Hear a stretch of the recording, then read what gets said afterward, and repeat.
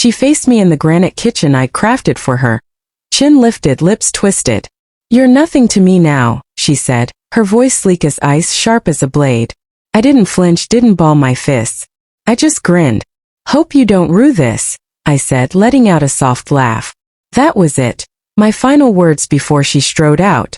No embrace, no tears, just divorce papers and the faint whiff of her jasmine perfume. Always her mask for secrets. 3 weeks prior, her father, my guide, my confidant, was buried. She didn't weep. She hid behind sleek sunglasses, scrolling her phone amid murmured sympathies. He left a fortune, oil, iron, and unspoken truths, $379 million to be exact. She claimed the wealth and I became irrelevant. But I'd studied the will. She hadn't. Not truly. I met Elise when I was drowning in night shifts and student loans. She was fierce, ambitious, penniless but driven. We wove dreams over cheap drinks and whispered vows. I backed her when she quit college to find herself, worked doubles when she dreamed of a blog that never launched, bought her first Rolex with my overtime pay. She called me her anchor. Her father, Victor Langston, saw me as unworthy at first, too common for his bloodline. But I earned his trust through steadfast loyalty. He even pulled me into his empire's inner circle, grooming me to lead alongside her. "For when you two inherit," he'd say. But when Victor's health faded, Elise changed. Distant. Frigid. Always murmuring into her phone when she thought I was out. Passwords locked her devices. The woman who once shared her soul at midnight now dodged my gaze over breakfast. I told myself it was grief, that love ebbs before it flows.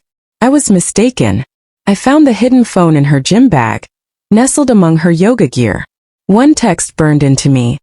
"Once the will's done, I'm free of him." Another. "He thinks I'm his forever, lol."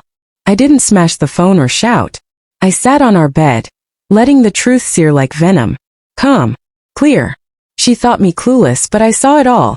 Her fresh manicures, new dresses, covert lunches with a consultant named Marcus. I researched him. Ex-actor, no credentials, freshly single. She thought she'd traded up. That evening, I poured her wine, kissed her temple, and said I'd always protect her. She smiled like I was already a ghost. She didn't know I'd visited Victor's attorney that morning. She didn't know what Victor had woven into his legacy.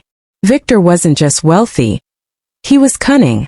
His trust was a fortress of conditions and traps. Clause 19C. If Elise sought divorce within 90 days of his death, her inheritance would be locked until reviewed by the secondary trustee. Victor suspected her shift, maybe not the depth, but enough.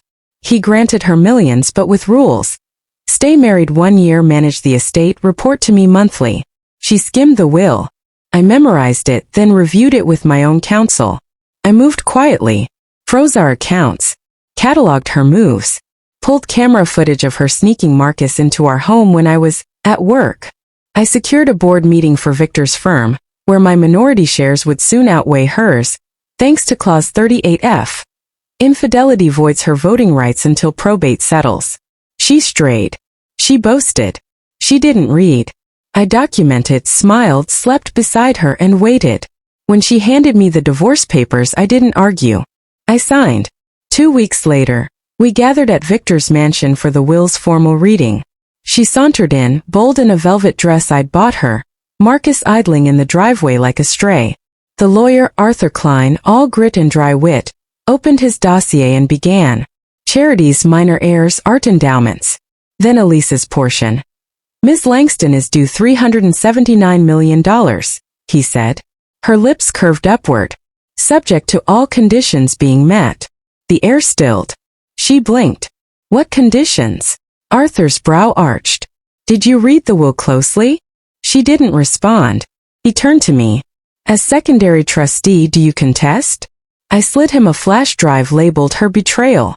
Inside, screenshots, recordings, videos, her signature on the divorce papers, dated 16 days after Victor's death. Arthur chuckled, a deep rolling laugh, hand angers. Elise's face went pale as porcelain. Her hands shook.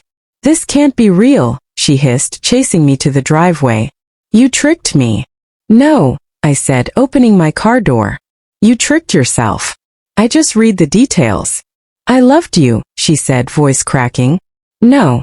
You loved my devotion, my utility." I slipped on my shades. Now go ask Marcus to cover your bills. I didn't linger for her reply. The thud of my door shutting drowned her sobs. Some say revenge is best cold. I say it's best quiet, like mist creeping in at dawn, like realizing the life you torched was yours. I don't hate her. Hate's a burden I shed. Betrayal is a craft, but so is retribution, and I wield it in moves no one sees coming.